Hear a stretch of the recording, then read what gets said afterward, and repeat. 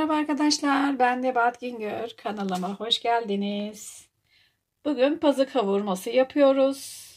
Daha önce ıspanak kavurma yapmıştım. Bu da aynı, sadece ıspanak yerine pazı kullandım.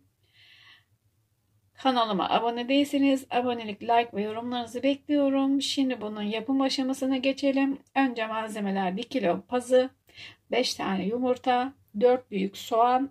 Soğan size kalmış, istediğiniz kadar da koyabilirsiniz.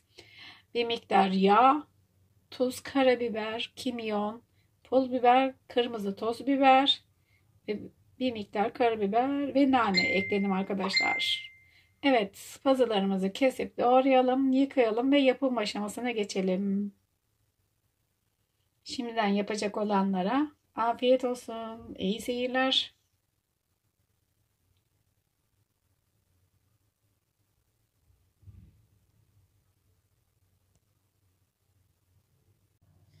Evet arkadaşlar, tavamızı ateşin üstüne aldık, ocağa aldık. Şimdi yağımızı bir miktar döküyoruz. Şimdi yağımız biraz kızsın. İçine soğanlarımızı atacağız. Şimdi bunun ısınmasını bekliyorum.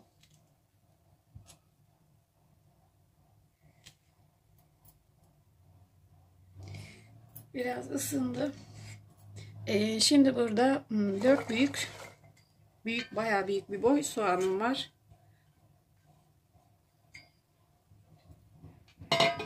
Şimdi bu soğanımı biraz kavuracağım.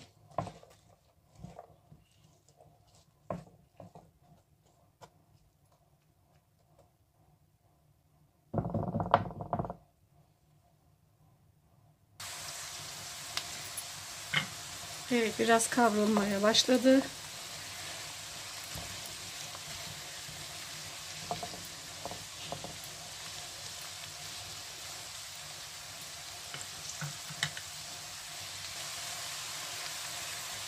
Arkadaşlar, soğanları birazcık iri kesiyoruz ki içinde kaybolmasın. Çok küçük olduğu zaman hiç belli olmuyor. Eriyor içinde. O yüzden soğanlarımızı birazcık büyük keselim. Benim soğanlarım da zaten büyük bir iyice. Bazı soğanlar biraz geç pişiyor. Onun her soğanın herhalde tohumları aynı değil. Çok acı oluyor. Ben bu 4 tane soğanı kesinceye kadar baya bir ağladım. Acıydı. Şimdi biraz daha kavrulsun.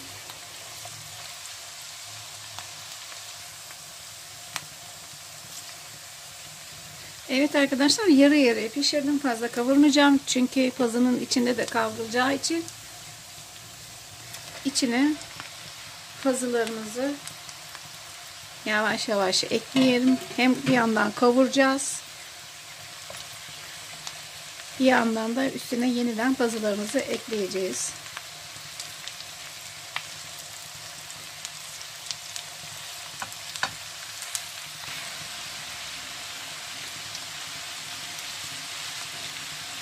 Bir miktar çekti üzerine. Çektikçe ıspanak diyorum, pazılar ekleyeceğiz. Ispanak ile pazı akrabalar zaten. Bu arada mutfak penceremin önüne çok güzel bir güvercin geldi, kondu. Pencereme annem kızıyor ama mermer kirleniyor diye. Sonra mermeri yıkıyorum ama yemek bazen bırakıyorum oraya. Su bırakmıyorum çünkü düşer, ama yemek, pilav olsun, ekmek kırıntıları olsun filan, sofrayı sirkelerken orada ekmek kırıntılarını oraya koyuyorum. Mutfak pencereme. Güvercinler gelip yiyor. Annem kızsa bile ben yine de koyuyorum. Şimdi bunlar biraz daha kavrulsun. Üzerine yine pazımızı ekleyeceğiz.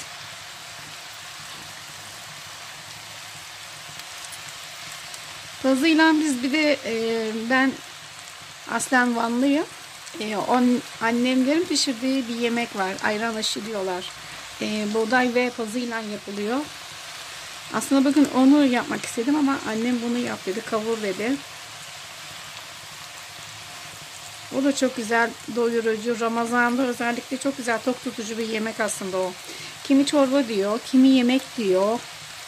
Biz onu yemek niyetine yiyorduk. Çünkü doyurucu. Yanına başka bir şey yemesen de olurdu. Buğdayı haşlıyoruz. Kese yoğurdundan güzel oluyor.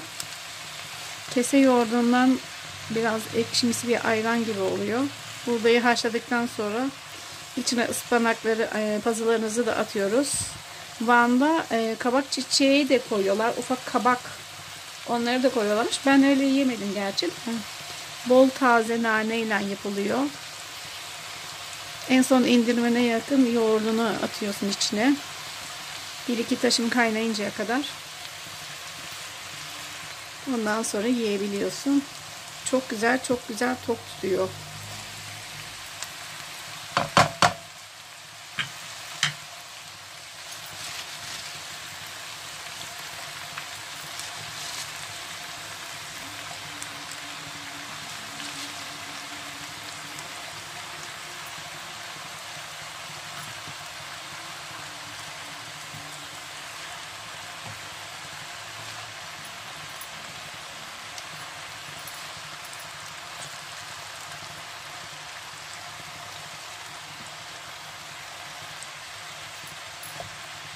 Bunları da birazcık kavuralım.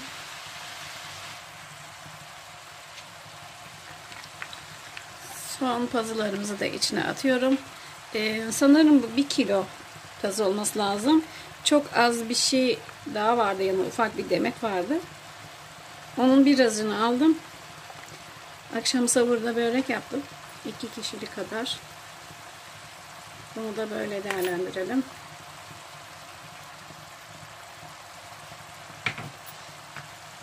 Arkadaşlar, kavurma esnasında içine tuz atmıyoruz. Tuz attığımız zaman çok sulanıyor. Buna özen gösterelim.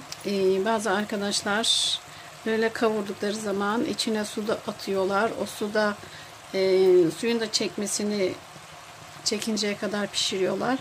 Öyle olduğu zaman bilmiyorum. Herkesin kendi damak tadıdır ama haşlama gibi bir şey oluyor. Kavurma olmuyor. Ama böyle yaparsanız kavurma tadı daha güzel oluyor. Öteki türlü suda haşlanmış, soğan içinde katılmış, baharatlanmış bir şey oluyor. Yine sizin tercihiniz. Ama bence böyle güzel. Şimdi bunlar kavrulsun iyicene. Şimdi bunlar kavruldukça burada belli oluyor mu bilmiyorum. Suyunu zaten salıyor. Dediğim gibi tuz ve su koyarsanız su içinde yüzer ve daha geç pişer.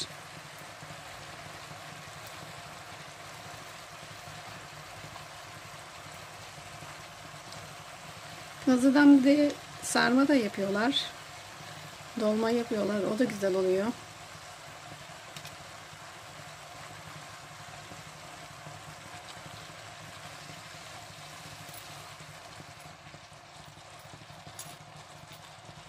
Evet. Suyu iyicene salmaya başladı.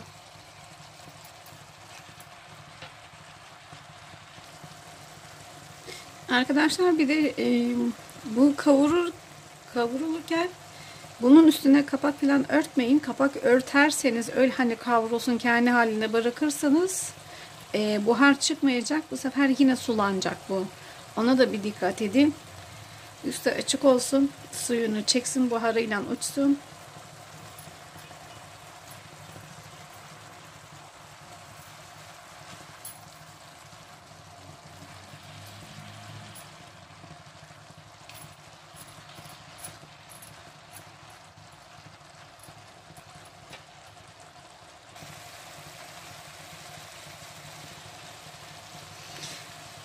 Suyunu çekmeye başladı. Çektikçe zaten kavruluyor. Pazılar da pişti. Çok az bir şey daha kavrulacağım. Hani suyunu iyicene çeksin şuradan. 5 dakikalık falan bir şey kaldı. Ondan sonra içine baharatlarımızı, tuzumuzu onunla da 1-2 dakika kavurup üstüne yumurtamızı kırarız artık. Şu suyu da çektiği zaman baharatlarını atalım. Bu arada baharatlarımı hazırlayayım.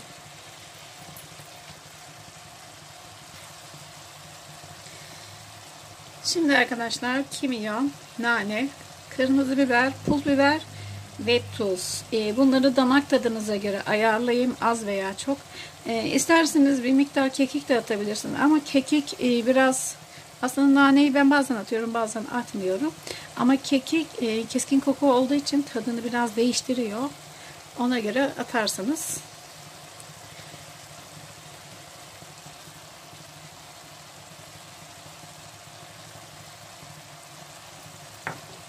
İçine bir miktar da karabiber atacağım.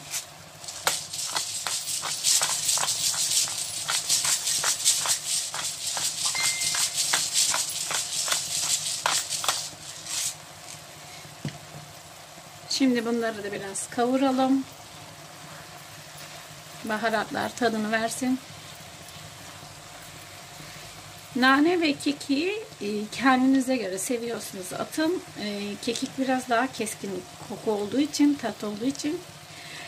Ama kekik hemen hemen et yemeklerinde ben kullanıyorum. Çünkü hazmı kolaylaştırıyor.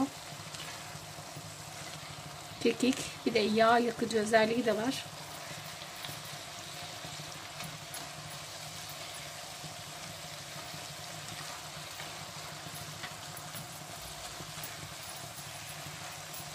Birkaç dakikada böyle kavrulsun.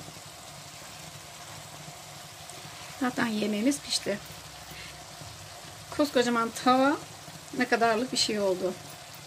Dediğim gibi haşlama yaparsanız suyla bu neredeyse bir avuç kadar bir şey olacak. Çünkü haşlanıyor, bayağı bir de sıkılıyor içinde.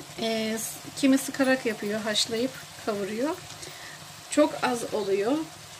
Hem vitamini de gidiyor, kaynayan suyun içinde sonuçta suyu atılıyor. Öyle de gidiyor. Gerçi bunun içine de su koyuyorlar, vitamini içinde kalıyorlar ama bayağı bir çamur gibi bir şey oluyor.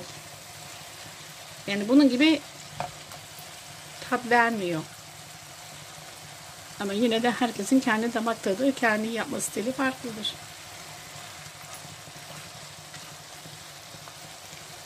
İçinde çok az bir suyu kalacak. O da kavurmamız kuru olmasın, çok kuru olmasın diye. Bakın şöyle bir şey. Çok az bir şey olacak. Çok da kuru olduğu zaman yamuk gibi olur.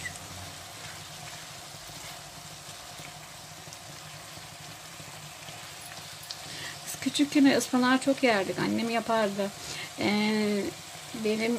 Ben 75 doğumluyum. Annem bizi Temel Reis diye ıspanağı yedirdi. Kuvvetli olun, güçlü olun diye. Çocuklarla çocuk olacak ki çocukları sebzeyi sevdirmesi için. Annem bize diyordu, ne yemek yaptın? Temel Reis'i yemeği yaptım. Bunları yiyeceksiniz. Çizgi filmlerini seyrederdik. Keşke o günler.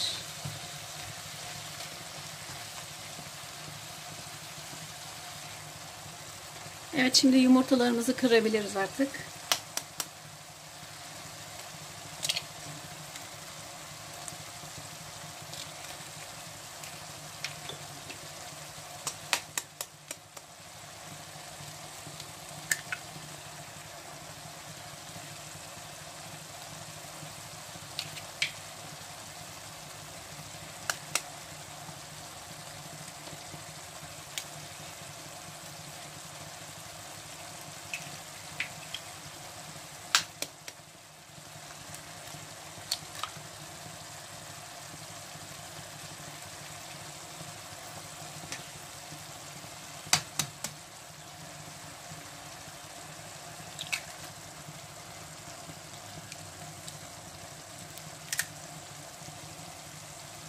Yumurtaları ben böyle tek tek kırıyorum arkadaşlar. İsterseniz çırpabilirsiniz. Çırptığınız zaman içinde çok kalmıyor. Bulamaç gibi oluyor. Şöyle parçalayarak da yayabilirsiniz. Hani yumurtayı da yediğiniz fark edilsin. Yoksa öteki türlü bulamaç gibi oluyor. Yine de size kalmış. Kimi kişiler yumurtayı çok aşırı pişiriyorlar. Ben öyle pişirmiyorum çok. Yumurtayı birazcık sulu da bırakabilirsiniz. Çünkü ıspanak her zaman ıspanağa gidiyor aklım. Pazının sıcaklığı, yani kavurmanın sıcaklığı da onu pişiriyor. Bunu da göz önünde alın. Çok kuru bir şey de olmasın. Şöyle aralarını açarsanız zaten içlerine giriyor.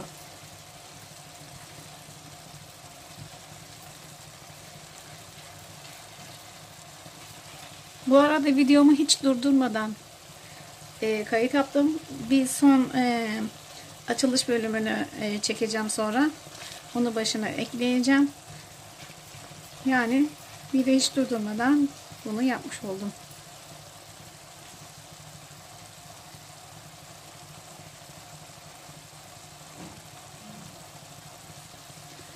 Evet, şimdi ateşten alıyoruz. Altını kapatıyorum. Şimdi tabağa alacağım.